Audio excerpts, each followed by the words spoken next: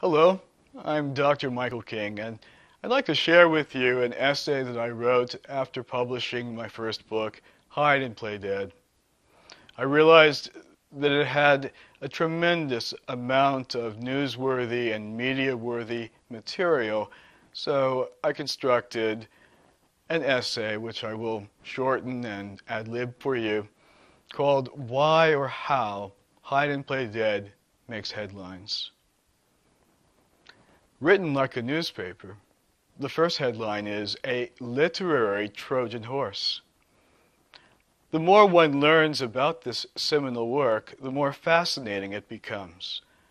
Like the Trojan Horse, it has a benign external appearance as a gift, a brilliantly written novel with strong emotional appeal to the average reader.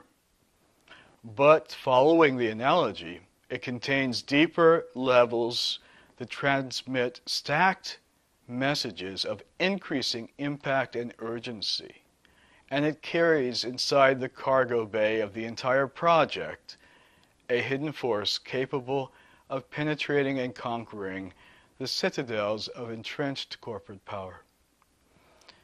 There is a newsworthy hidden secret, discovery, takeaway message, whistleblowing, or international intrigue on virtually every page of the book.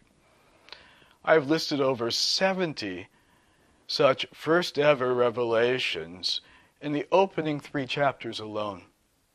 What follows, however, is a short list of the messages inside the horse. It is vital to remember that the book has an emotional core that reaches the hearts rather than the minds of readers.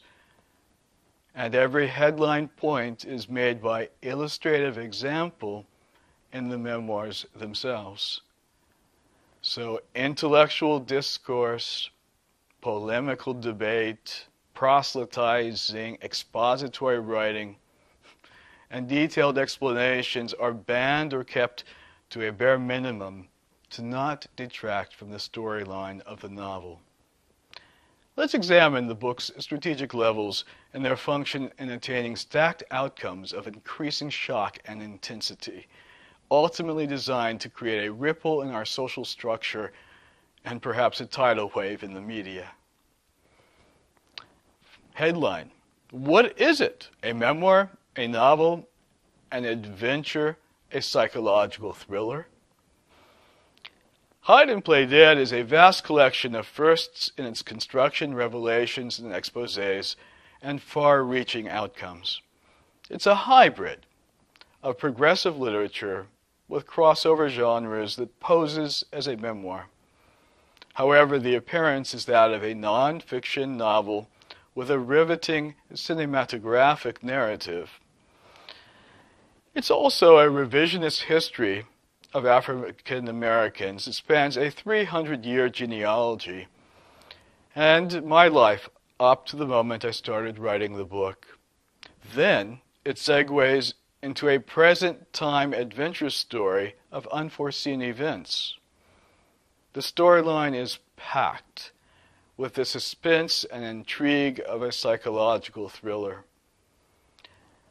I must discover and reclaim the missing pieces of myself and emerge from the tunnel of transgenerational slavery, or I will die. The autobiographical memoirs accurately depict my background and true lifetime story, an illustrious ancestry, the tragic childhoods of my parents, the heart-wrenching yet often sublime storyline of my life from birth to the conception of the book, and the equally compelling journal of my self-discovery has the allure of real-time TV. It reveals critical pieces of my history like a jigsaw puzzle or a detective story. Fragments and clues to my identity slowly emerge to me as I write the book.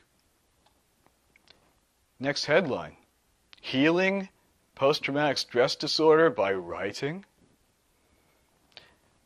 My character effectively portrays the actual mindset and inner world and the accelerated healing process of a traumatized person.